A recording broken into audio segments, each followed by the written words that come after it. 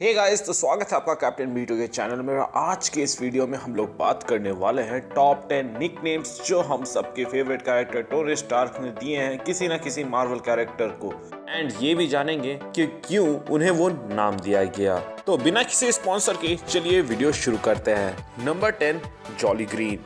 Avengers end game में जब सब कोई टाइम ट्रैवल करने वाले रहते हैं तभी कैप्टन अमेरिका एक मोटिवेशनल स्पीच देते हैं, जिसके बाद से टोनी स्टार्क हल्क को कहते हैं कि भाषण खत्म, काम शुरू करो हरी भाई, जिसका अगर आप इंग्लिश में सुनो तो वो कहते हैं स्ट्रोक दोस कीज जॉली ग्रीन। और यहाँ पर ये जो जॉली ग्रीन कहते हैं वो इसलिए कहते हैं क्योंकि जॉली ग्रीन जायंट जो कि B&G फूड्स कंपनी का मैस्कट है वो बहुत हद तक हल्क से मैच खाता है। हल्क एक बड़ा सा दानव है जो कि हरे कलर का है और इनका ये जो मैस्कॉट है ये भी दिखने में वैसा ही है, बड़ा सा साइज और ग्रीन कलर का, और इसीलिए यहाँ पर टोनी स्टार्क उसे जॉली ग्रीन कहते हैं। Number 9, Squidward. हमारे प्लेनेट में जब कोई एलियन आता है तो उसकी कैसे स्वागत करनी चाहिए ये चीज़ टोनी स्टार्क से अच्छा और कोई नहीं जानता। इसीलिए जब यहाँ पे इबोनी मॉ आता है तब वो एक हिंदी में कड़क डायलॉग बोलते हैं। वो बोलते हैं भाग यहाँ से भूतनी के, जो कि बहुत ही एपिक था, लेकिन इंग्लिश में ये सार्काज्म के साथ था और यहाँ पर वो स्क्विडवर्ड कहते हैं, जो कि एक रेफरेंस था स्पॉन्ज बॉब के एक कैरेक्टर का। एंड आप स्क्रीन में देख ही सकते हैं कि ये दोनों दिखने में कुंभ के मेले में बिछड़े हुए दो भाई के जैसे दिखते हैं। Number 8, Rock of edges.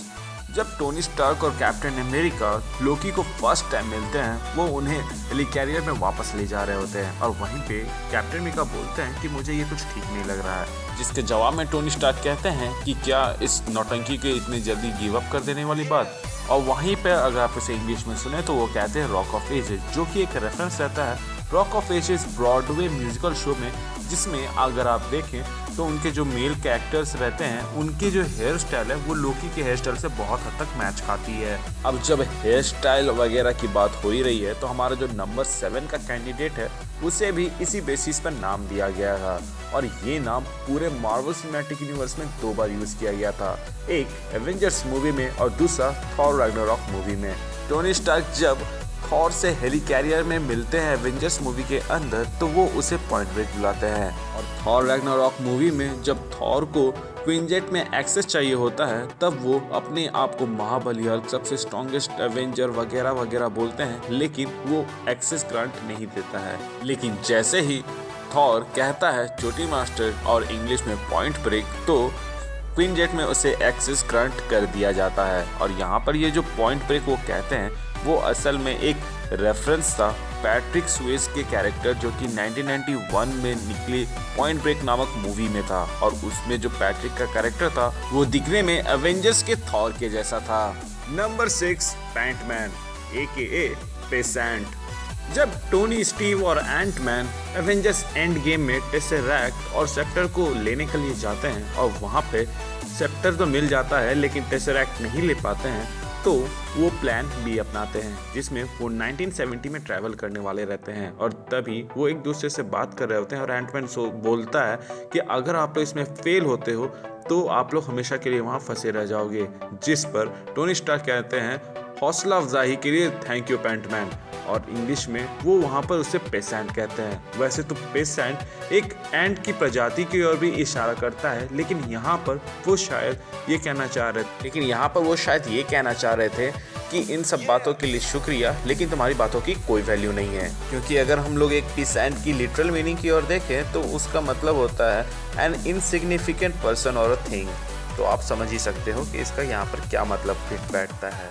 Number 5, सिंग वाले भैंसे, also known as reindeer games. Avengers movie के अंदर जब Iron Man first time Loki से मिलते हैं तो वो उसे कहते हैं कि चल अब अपना जलवा दिखा सिंग वाले भैंसे, लेकिन इंग्लिश में वो रेनडियर गेम्स कहते हैं, जो कि एक रेफरेंस था 2000 में आई रेनडियर गेम्स नामक मूवी का, क्योंकि लोकी का जो हेलमेट में लगे हुए 2 बड़े बड़े सिंग थे वो उन्हें रेनडियर्स की याद दिला रहे थे। नंबर 4, लेबॉस्की। एवेंजर्स एंड गेम में आयरन मैन पियक्कड़ थॉर को लेबॉस्की बुलाते हैं, और उनका जो लुक रहता है वो तो बिग लेबॉस्की जो कि 1998 में आए थे उससे बहुत हद तक मैच खाता है। लेकिन क्या आपको यहाँ पर ये फन फैक्ट मालूम है कि द बिग लेबॉस्की में जो लेबॉस्की के जो एक्टर थे वही आयरन मैन मूवी के मेन विलन थे। नंबर 3 लेगोलॉस, जिसे हम इंडियन ऑडियंस तीर मार खान के नाम से ज्यादा अच्छे से जानते हैं। तो गाइस, एवेंजर्स मूवी में जब टोनी स्टार्क हॉकाई को लिफ्ट दे रहे होते हैं तब वो उसे लेगोलॉस बुलाते हैं, जो कि लॉर्ड ऑफ द रिंग्स में ऑर्लैंडो ब्लूम्स के कैरेक्टर की ओर इशारा था। नंबर 2 अंडरूस। अब इस चीज को तो कोई भूल भी नहीं सकता, क्योंकि जब कैप्टन अमेरिका सिविल वॉर का ट्रेलर आया था और उसके एंडिंग में जब टोनी स्टार्क ने अंडरूस कहा था और वहां पर स्पाइडरमैन की एंट्री हुई थी, वो एपिक था। अंडररूस असल में एक ब्रांड है जो कि अंडरवेयर बनाती है बच्चों के लिए, जिसमें मैचिंग के टॉप और बॉटम्स होते हैं, और शायद इसीलिए टोनी स्टार्क ने वहां पर उसे अंडररूस कहा था, क्योंकि वो ऊपर से नीचे तक सेम मैचिंग ड्रेस पहन के आया था, प्लस वो एक बच्चा था।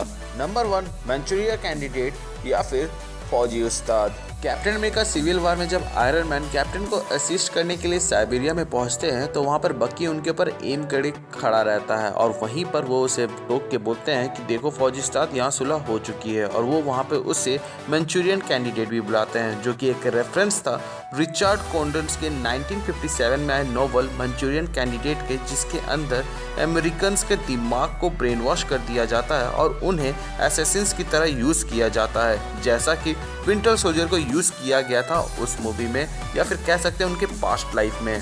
सो गाइस, आज के लिए बस इतना ही। इनमें से कितने सारे नाम्स के पीछे के कारण आपको मालूम था और कितनों के बारे में नहीं पता था, आप मुझे कमेंट सेक्शन के जरिए बता सकते हैं। और अगर आपको इस वीडियो से कुछ ना कुछ नया जानने को मिला हो तो वीडियो को लाइक करें, कमेंट सेक्शन के जरिए बताएं और अपने दोस्तों के साथ तो जरूर शेयर करें। और हमें इंस्टाग्राम और फेसबुक में फॉलो करना ना भूलें, क्योंकि हम हर जगह नहीं हैं, और उनके लिंक्स आपको मेरे डिस्क्रिप्शन और कमेंट सेक्शन में पिन मिल जाएंगे। ऐसे ही ऑसम कंटेंट्स के लिए चैनल को सब्सक्राइब करना ना भूलें। और अगर आप लोगों ने चैनल को सब्सक्राइब कर दिया है तब तो आपको मालूम ही होगा कि हमारे चैनल का मोटो क्या है। लोगों की मदद करें, अपना ख्याल रखें एंड कीप मूविंग फॉरवर्ड का रट लगाकर आगे बढ़ते रहें। Thank you for watching this video. Stay tuned.